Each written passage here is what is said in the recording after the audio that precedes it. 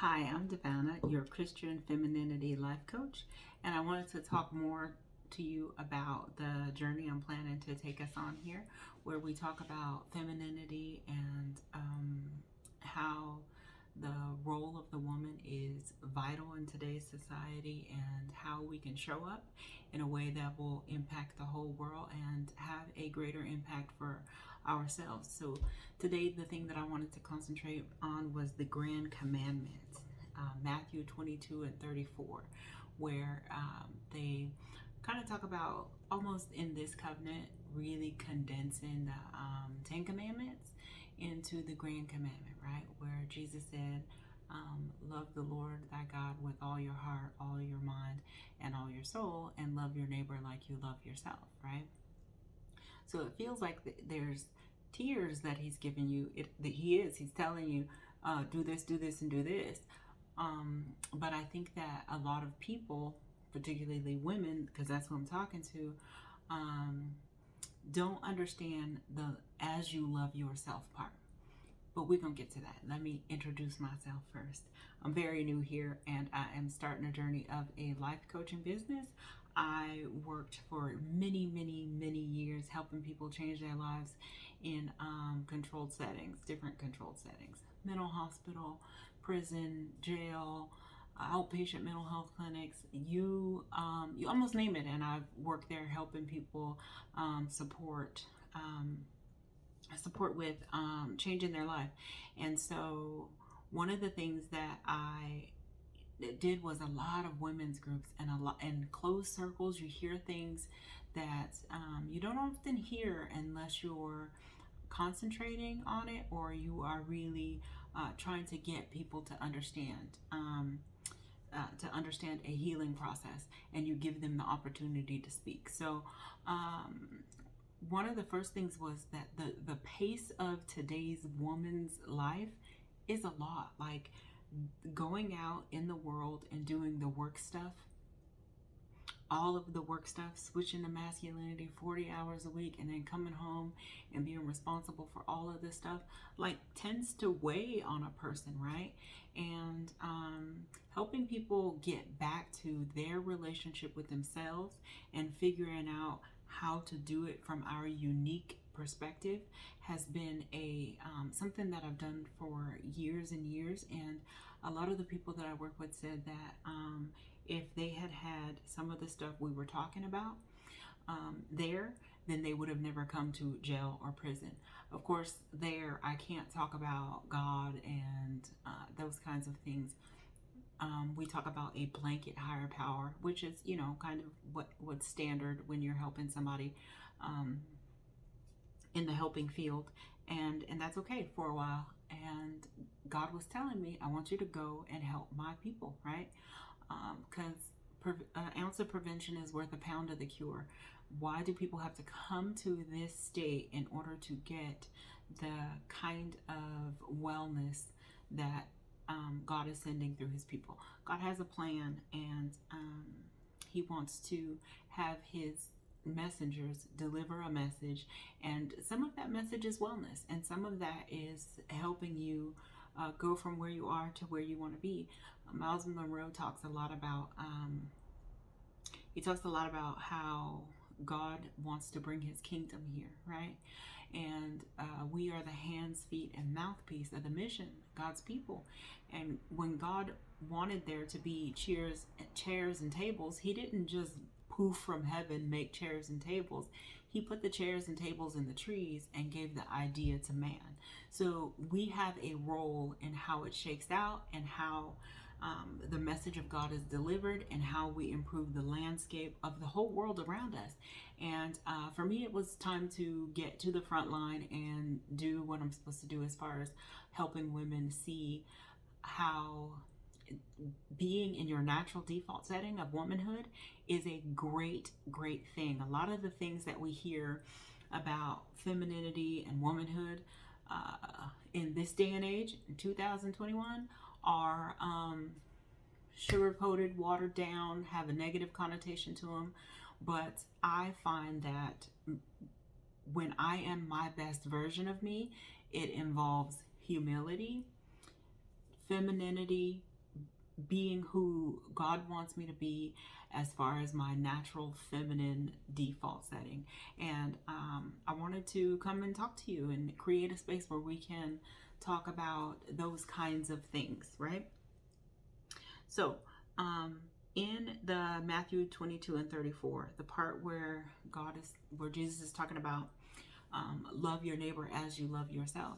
So if you are going to love your neighbor as you love yourself, but you haven't taken time to truly develop a good, loving relationship with yourself, then the kind of quality of care your neighbor is going to get from you is going to be subpar and not the real version of love. I think that women think that if you practice self-care, if you take care of you, then you're doing something wrong.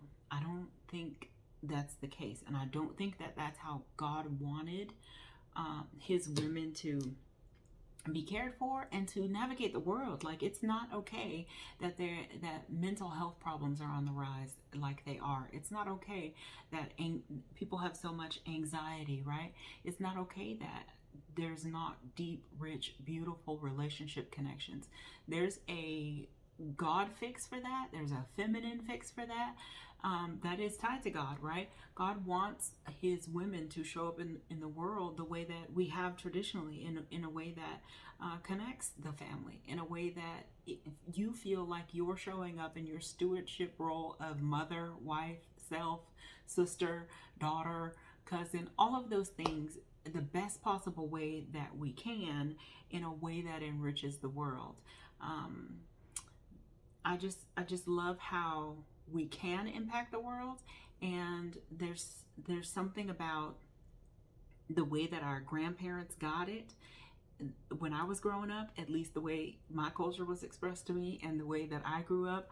My parents got that we have to be intentional about the family, about the connection, about how things work, and the woman set the mood in the house and was the connection.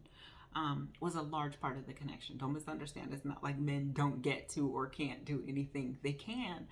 And however, women were kind of the ones who governed that, right? And then when the switch to go into the workplace happened, a lot of that stuff got abandoned, and we need it back. Like, on some level, we have to recover that stuff, because there's something about the wellness space of femininity, like the healing vibration of being in feminine energy that lets your body reset. That is not fight or flight. It's not warrior energy that men need to embody in order to execute hunt, right?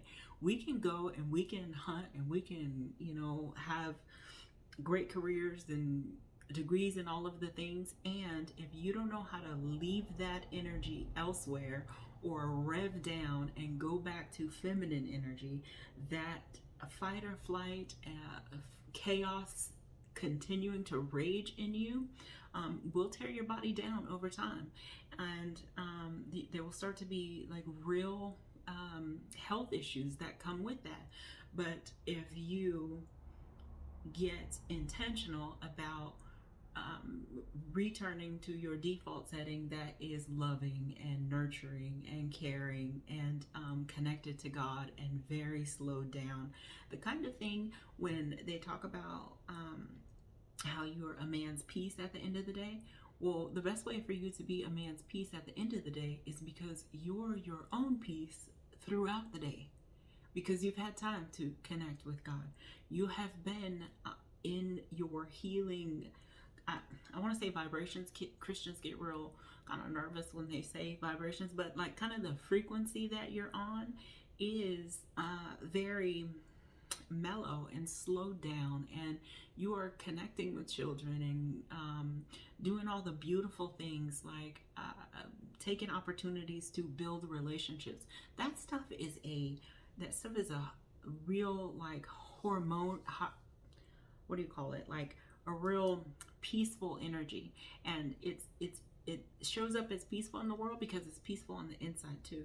So it's not goal driven. How do I solve this problem? What do I do here? How do I execute? It's very intimacy, like when you're building intimacy with your family, with yourself, with God.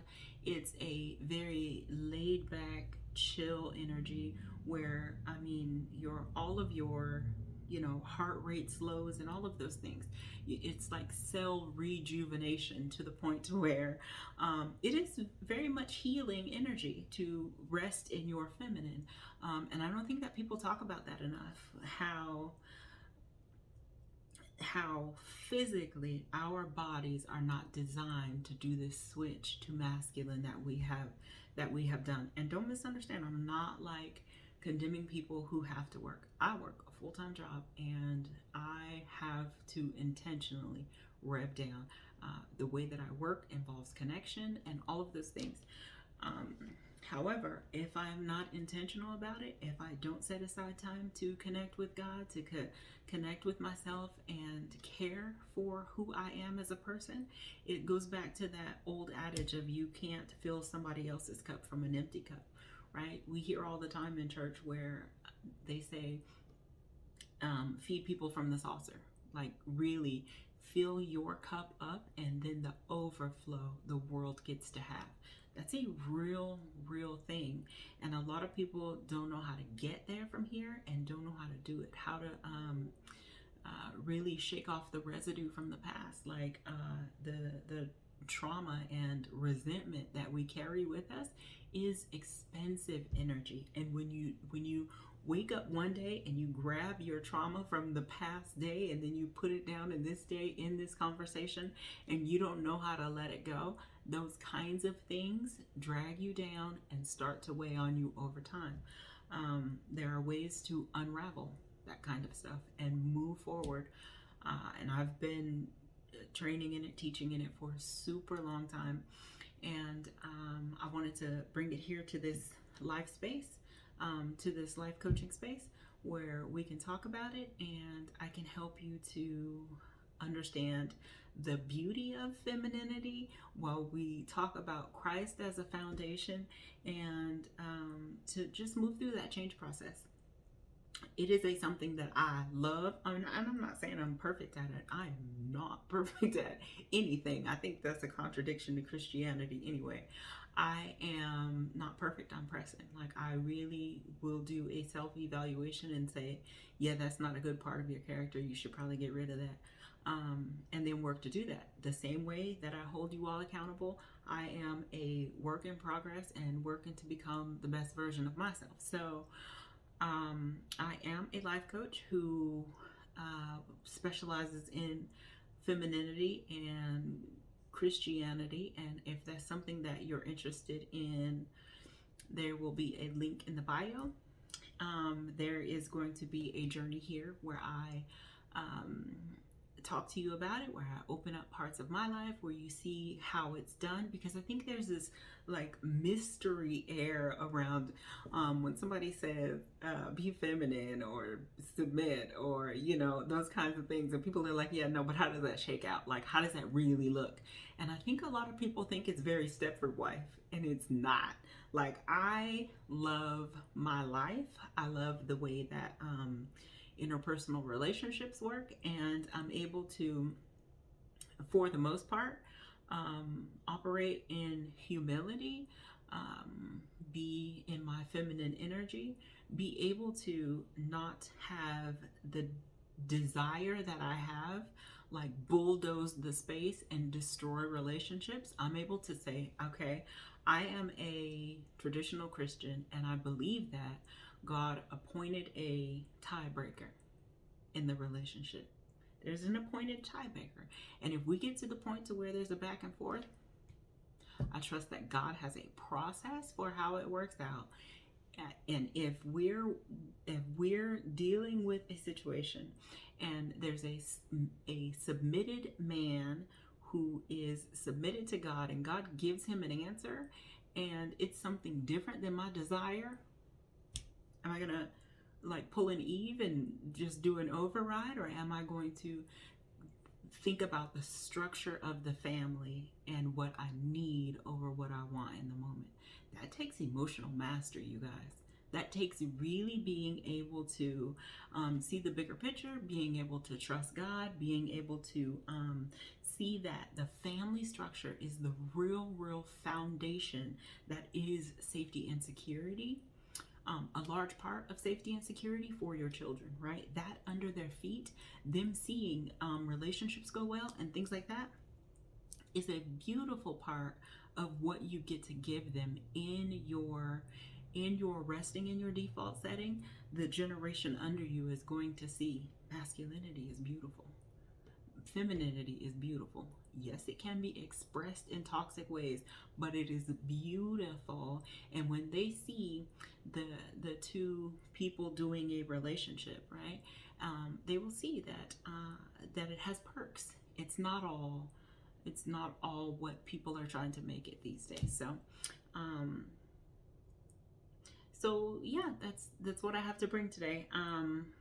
Matthew 22 and 34, and I talked about the love God, love your neighbor as you love yourself, but here we're going to hover around the as you love yourself, because I think that so many women get so caught up in putting their stuff on the back burner that the thought of loving yourself feels like you're doing something wrong, like it's actually a sin. It's not. Excuse me. A lot of women can't just prioritize themselves in moments sometimes, right? Like there are so many women who haven't had their dental visits, their eye visits, their health visits, because they're busy doing all the things for the other people. You have to take care of you so that you can take care of others. And that is just a thing that we have to reconcile with as Christians.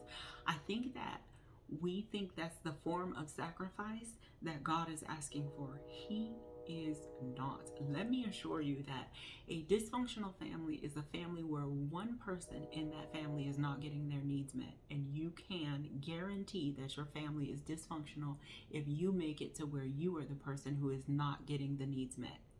Needs, not desires. You need to be seen, cared for in a way that's not, on a scale of 1 to 10, it's not turned up to 8, 9 and you're bulldozing, but it's okay for you as a woman to say, I need this, I like this, I care, and I would prefer to do it this way.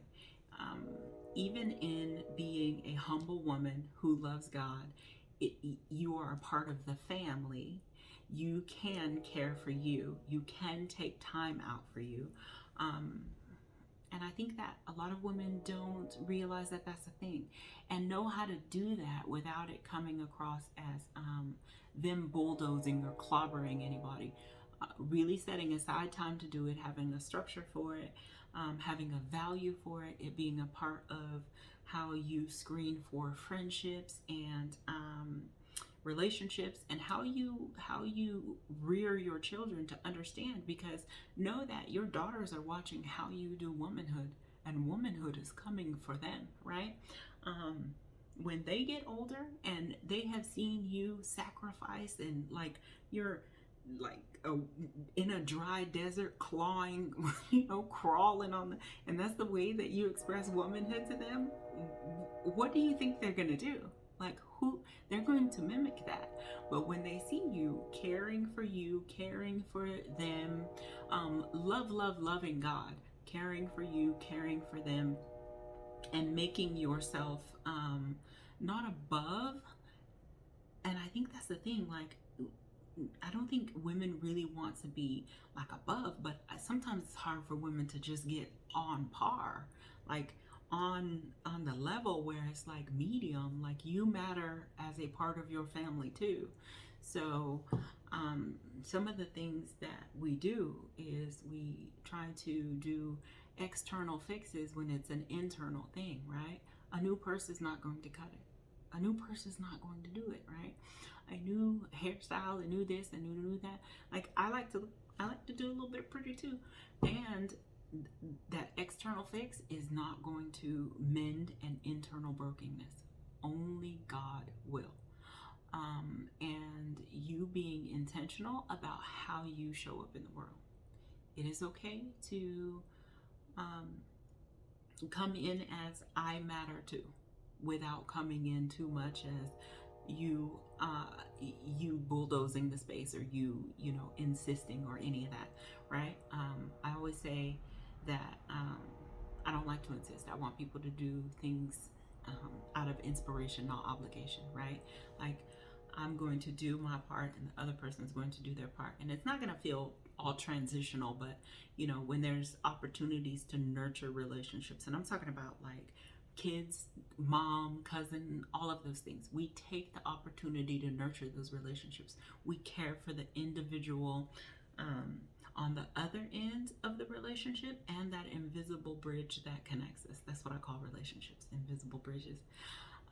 And we care for that, and we take the opportunity to nurture those relationships, right? And we take it when people try to send love in our direction too. None of that whole somebody giving you a compliment, it's all, oh, stop it. No, let it land. It's okay. Like, I don't think people get that there's a space in between being like completely humble and being completely arrogant, right? Like this false humility of somebody saying, I like your dress, and you're like, oh, this old thing. No one, I like it too. It's a cute dress. Like I saved for 4 months for this dress, right? Like, you could say, thank you. You can let a compliment land. I think that might be a good gauge of how you can tell how much somebody is willing to accept someone sending kind of love and attention in their direction, not in an unhealthy way either. If somebody gives you a compliment, are you able to let it land? A lot of people cannot. Or do you take it too far? Like, I know, and I'm this, and I'm, maybe that's a bit much too. So I'm talking about kind of the medium, right? Being able to really see yourself as a valuable person, and some of the things that womanhood brings to the plate that people don't really think about, but the way that we can nurture ourselves and care for ourselves and show up in the world. So again, I am Devana, your Christian femininity life coach. It feels really good to finally be doing this. So thank you for sharing your time with me. It's been an honor to serve you. I will see you next time.